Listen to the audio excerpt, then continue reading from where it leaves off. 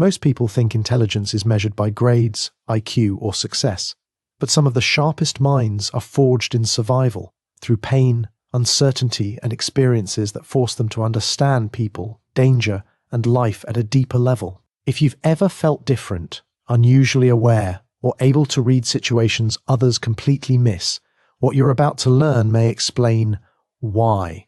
Watch until the end, because these 10 signs reveal whether your past didn't just wound you, it quietly developed a rare form of intelligence that most people will never possess.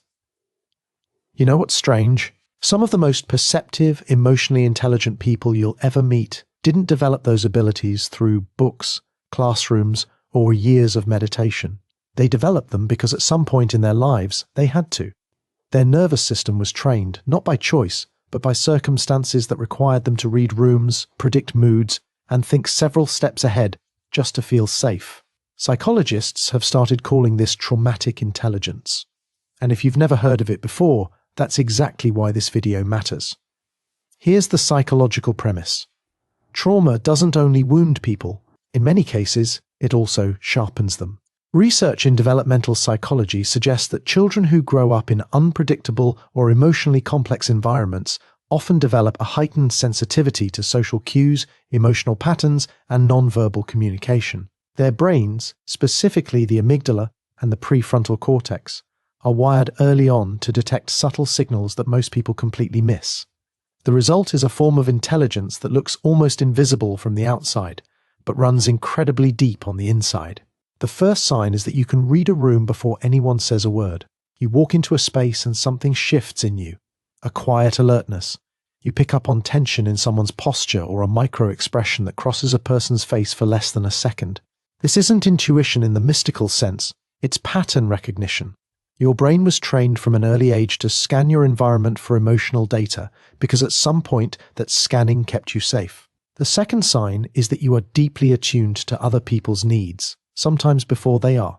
You notice when someone is struggling, even when they say they're fine, you sense the shift in someone's energy before they've had a chance to process it themselves. Psychologists refer to this as hyper-empathy, and it often develops in people who grew up needing to track the emotional states of caregivers or family members closely.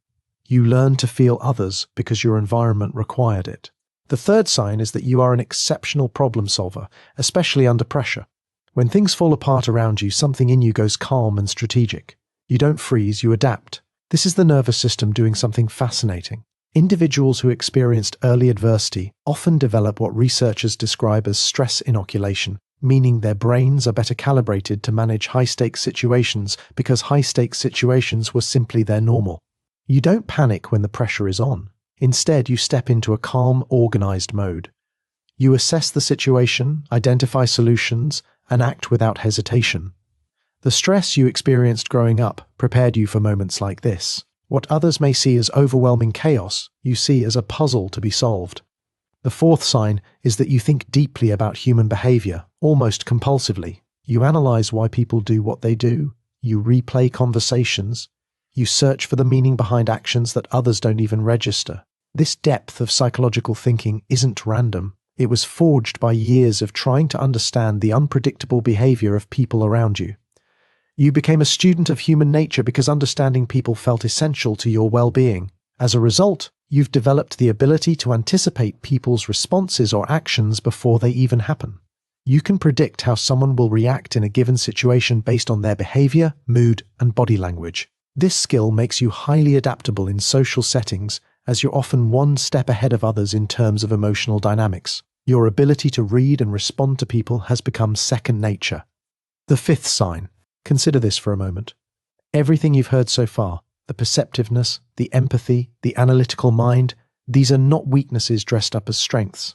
They are genuine cognitive and emotional adaptations, and they tell a story about how remarkably responsive the human brain is to experience. You develop this intelligence not out of luxury, but because your environment demanded it.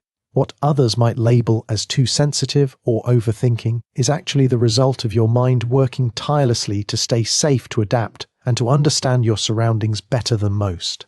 The sixth sign is that you have a highly developed sense of self-reliance. You don't wait for people to rescue you. You build solutions independently and quietly. This self-sufficiency often surprises people who know you, but it makes complete sense developmentally. When the environment in childhood wasn't reliably supportive, the brain learned to internalize resourcefulness. Dependence felt risky, so competence became the default. You may have learned early on that asking for help wasn't always an option, so you had to find your own way. You developed a quiet strength that's not reliant on others' support or validation. While others may look for external guidance or reassurance, you look inward to find solutions. And this quiet independence often gives you a sense of calm amidst chaos. The more challenges you face, the more you thrive in creating your own path. The seventh sign is that you feel things more intensely than the people around you seem to. Music hits differently. Injustice bothers you on a visceral level. A kind gesture from a stranger can genuinely move you. This emotional depth is a hallmark of traumatic intelligence. The amygdala, which processes emotional experience, becomes highly sensitized through repeated emotional activation in life. The result is a person who doesn't just observe the world, they feel it at a frequency most people don't have access to. Your emotional radar is finely tuned, and this deep emotional capacity can often feel like both a gift and a curse. On one hand, you experience the world with a profound intensity, but on the other hand, it can also make you more vulnerable to emotional exhaustion or overwhelm. You carry the weight of the world's injustices, pain, and beauty, often without realizing just how deeply you absorb these feelings. The eighth sign is that you struggle to trust easily, but when you do trust, it's profound. Your threshold for trust is simply higher than average. This isn't cynicism, it's a calibrated response. Cognitive psychologists call this adaptive skepticism. Your brain learned early that not all signals of safety were genuine, so it built filters. And those filters, while sometimes isolating, also mean that the connections you do form tend to be honest, meaningful, and unusually resilient. Once trust is earned, however, you are incredibly loyal and unwavering. Your relationships are built on solid, genuine foundations because you've learned to be cautious in giving your trust. You don't hand out trust easily, but once it's given, it's a bond that is difficult to break. And because of that, betrayal affects you differently than it affects most people. It isn't just disappointment. It feels like the collapse of a carefully constructed internal model. When you trust someone, you're not trusting a surface-level version of them. You're trusting the patterns you've observed, the consistency you've measured, and the character you've spent time evaluating. That's why when someone breaks that trust, it often takes you longer to recover. Not because you're weak, but because your trust was never casual to begin with. What's fascinating is that many people with traumatic intelligence spend years believing this caution is a flaw. They compare themselves to others who seem to trust effortlessly and assume something is wrong with them. But from a psychological perspective, your caution was developed for a reason. Your brain learned that safety isn't something to assume, it's something to verify. The ninth sign is that you notice contradictions that other people overlook. Someone says one thing but behaves another way, and you notice it immediately. A person's words may sound convincing to everyone else in the room, yet something about their tone, timing, or body language doesn't align. You can't always explain it in the moment, but you feel the inconsistency. This ability comes from years of unconsciously comparing verbal information with non-verbal information.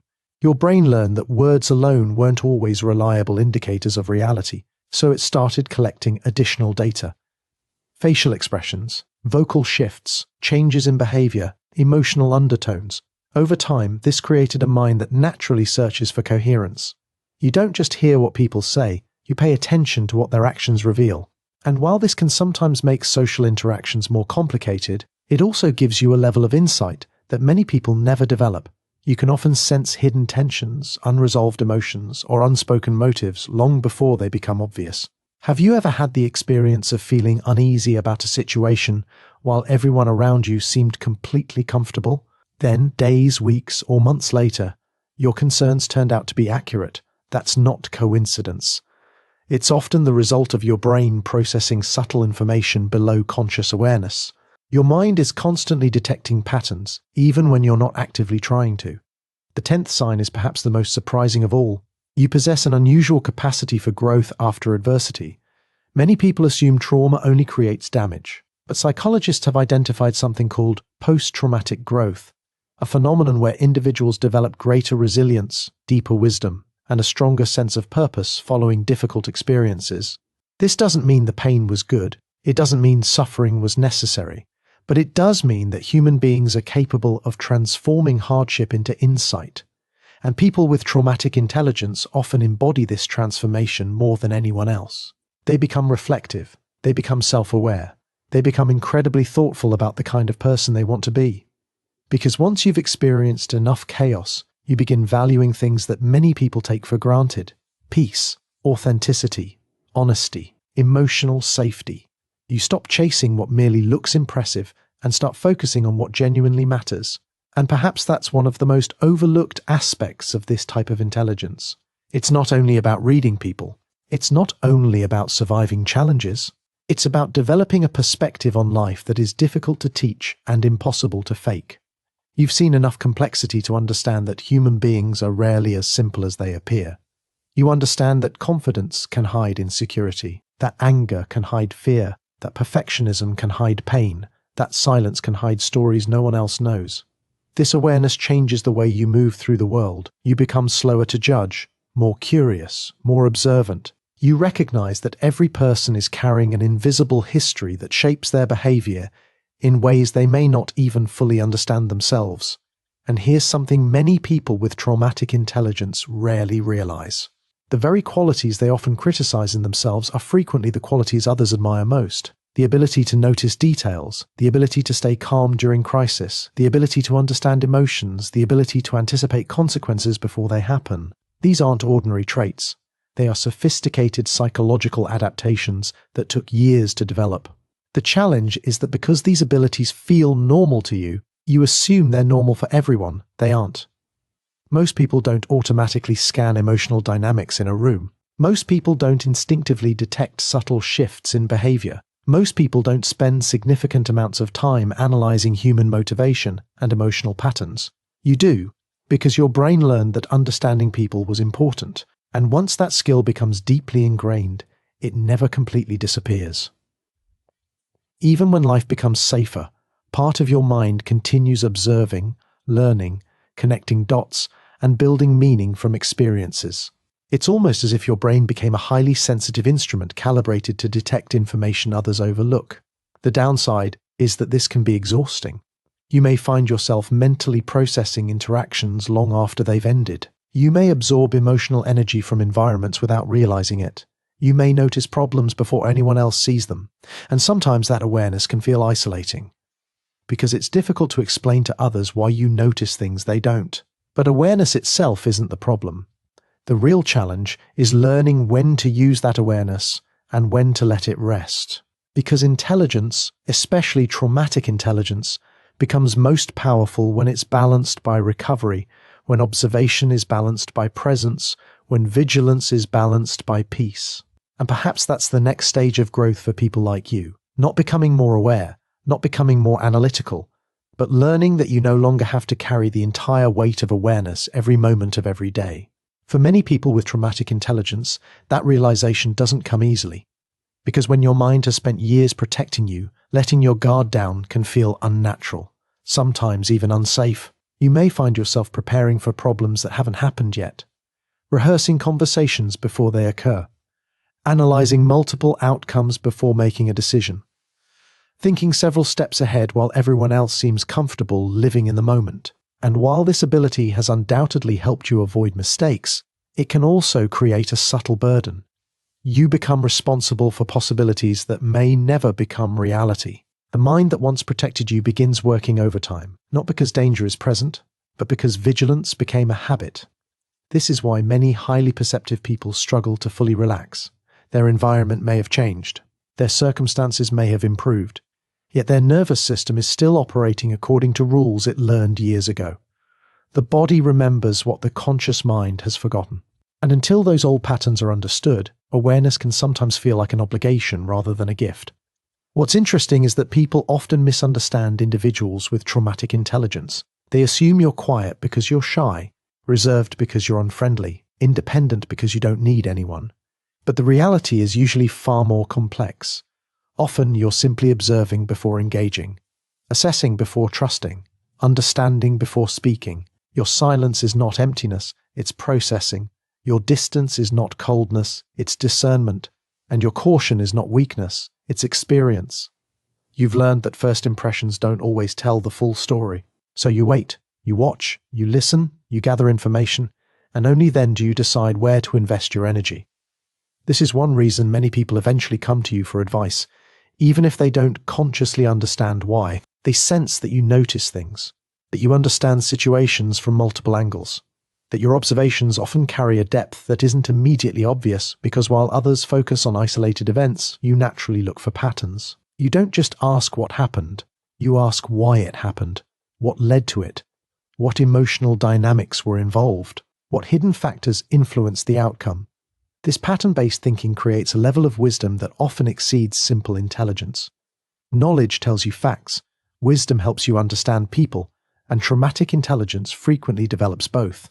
Another characteristic that appears repeatedly is the ability to tolerate complexity. Most people feel uncomfortable when situations contain contradictions. They want quick answers, simple explanations, clear villains and obvious heroes. But you've seen enough of human nature to know that reality rarely works that way. You understand that good people can make harmful choices, that damaged people can still be deeply loving, that strength and vulnerability often exist within the same person. This ability to hold multiple truths at once gives you a psychological flexibility that many people spend years trying to develop. You become less reactive, less impulsive, more thoughtful, because you've learned that surface appearances are rarely the complete story. And perhaps that's why you often feel older than your age, not physically, mentally, emotionally, as though life required you to understand certain lessons earlier than most people.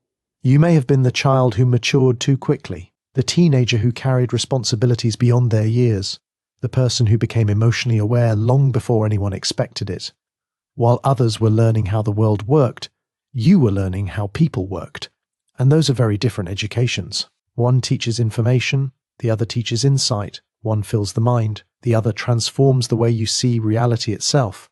Over time, this creates a person who can enter a room and notice dynamics that remain invisible to everyone else. You notice who feels excluded, who feels anxious, who is pretending to be okay, who is seeking approval, who is hiding frustration behind a smile. And because you've spent so much of your life reading these signals, they often register automatically, almost instantly, without conscious effort. Yet there is another side to this that deserves attention. The ability to understand everyone else's emotions can sometimes come at the cost of understanding your own. Many people with traumatic intelligence become experts at reading others while remaining disconnected from themselves. They know exactly why everyone else is behaving the way they are, yet struggle to answer a simple question. What am I feeling right now? This happens because survival often required focusing outward rather than inward. Your attention was directed toward the environment, toward other people, toward potential threats, toward emotional shifts happening around you. There wasn't always space to explore your own internal world. So adulthood becomes a new challenge, not learning to read others. You've already mastered that. The challenge becomes learning to listen to yourself with the same level of attention you've always given everyone else. Learning to recognize your own needs, your own limits, your own emotions, your own exhaustion. Because even the strongest observer eventually needs rest. Even the most resilient nervous system requires recovery. And even the most intelligent adaptation was never meant to become a permanent state of alertness. The goal was never endless survival. The goal was always to reach a point where survival was no longer necessary, where awareness could transform into wisdom, where vigilance could transform into intuition, and where the intelligence that once protected you could finally begin helping you build a life that feels genuinely safe, meaningful, and deeply fulfilling. And when that transition begins to happen, something remarkable occurs. You start realizing that many of the abilities you developed for survival can now be used for something entirely different. Creation, connection, leadership, purpose. The same awareness that once scanned for danger can now help you understand people on a profound level. The same sensitivity that once felt overwhelming can become the foundation of deep emotional intelligence. The same ability to anticipate outcomes can help you make thoughtful decisions and avoid unnecessary suffering. In other words, the traits that were born from protection no longer have to remain trapped in protection. They can evolve.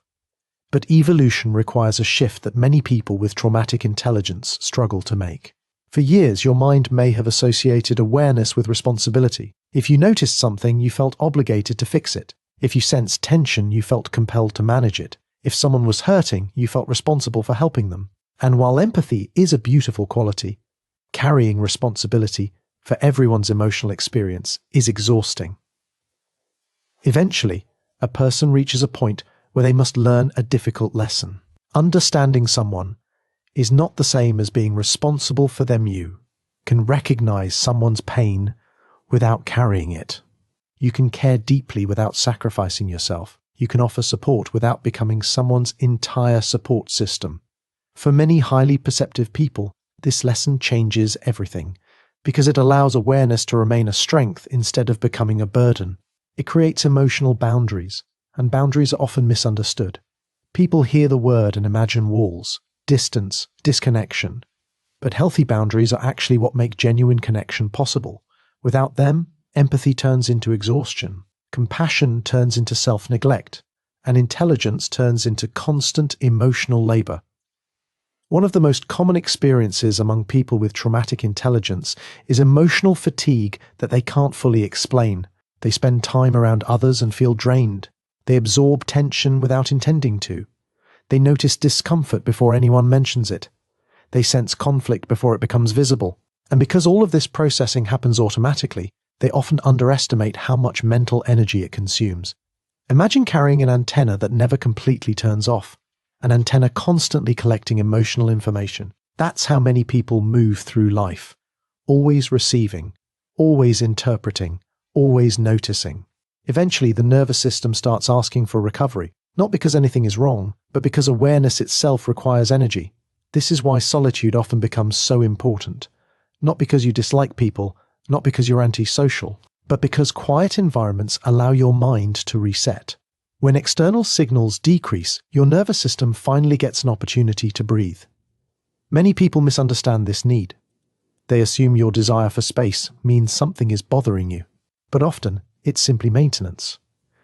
Just as athletes need recovery after physical exertion, highly perceptive individuals need recovery after emotional exertion. And the more you understand this, the less guilt you feel about protecting your energy. Another fascinating aspect of traumatic intelligence is the ability to detect emotional truths that people haven't fully admitted to themselves. Someone may insist they're happy, yet something in their voice tells a different story. Someone may claim they're over a situation, yet their behavior suggests unresolved pain. You notice these discrepancies because you've spent years observing the relationship between emotions and behavior. You understand that what people say and what people feel are not always identical. In fact, they're often very different. This can make conversations with you feel unusually deep. People frequently find themselves sharing things they never intended to reveal, not because you're forcing them, but because they sense they're being understood. There is something incredibly powerful about being seen accurately. Most people spend their lives hoping someone will understand them beyond their words, and when they encounter someone who genuinely does, defenses begin to lower. Masks begin to slip. Honesty begins to emerge. That's why strangers sometimes tell you personal stories. Why friends seek your perspective during difficult moments. Why people often leave conversations with you feeling lighter than before. You offer something increasingly rare. Presence. Not superficial attention. Not waiting for your turn to speak. But genuine observation, genuine listening, and genuine curiosity. These qualities are becoming less common in a world filled with distraction, which makes them even more valuable. Yet perhaps the most profound aspect of traumatic intelligence has nothing to do with reading others. It has to do with meaning. People who have endured significant emotional challenges often spend more time reflecting on life's deeper questions: what truly matters? What creates fulfillment? What makes relationships meaningful? What kind of life is worth building?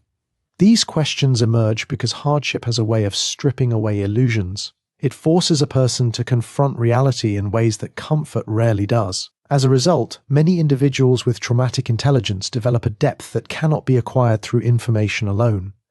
It comes from experience, from reflection, from surviving situations that change the way they see themselves and the world.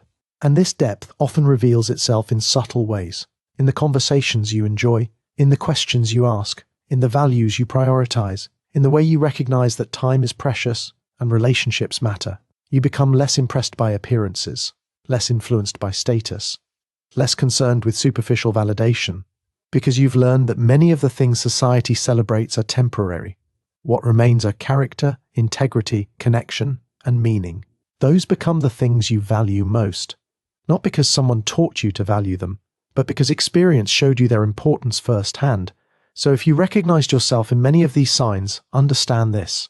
Traumatic intelligence is not about glorifying pain, and it's not about suggesting that suffering is somehow desirable. No one should have to endure hardship in order to become wise, perceptive, or emotionally intelligent. But the reality is that the human mind has an extraordinary ability to adapt, and sometimes, in the process of protecting itself, it develops abilities that become strengths for a lifetime. The awareness you carry, the empathy you feel, the resilience you've built, the insight you possess. These qualities did not appear by accident. They were shaped through experience, refined through challenges, and strengthened through adaptation. The important question is no longer whether these abilities exist. The question is how you choose to use them. Will you continue using them only to protect yourself from life, or will you begin using them to fully engage with life? Because there comes a point when survival is no longer the goal. Growth becomes the goal. Peace becomes the goal. Connection becomes the goal. And perhaps the greatest sign of traumatic intelligence is not that you learned how to survive difficult circumstances. It's that despite everything you've experienced, you never stopped learning, growing, understanding, and searching for meaning. That is a rare form of intelligence, not measured by IQ tests, not reflected in academic achievements, but visible in the way you navigate complexity, understand people, and continue moving forward when life becomes difficult.